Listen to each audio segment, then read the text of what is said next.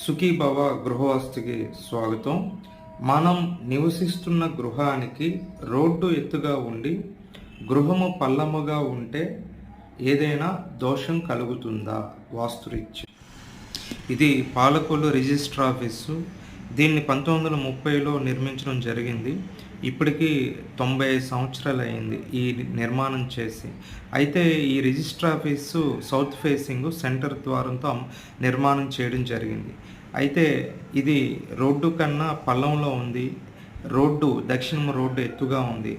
అయితే ఇలా ఉండి కూడా వాస్తురీత్యా దోషం లేకుండా ఇన్ని సంవత్సరాల అభివృద్ధి పదంలో ఉందంటే రోడ్డు కన్నా గృహాలు కానీ ఆఫీసులు కానీ ఎత్తుగా ఉన్నా ఇబ్బంది ఏమీ లేదు.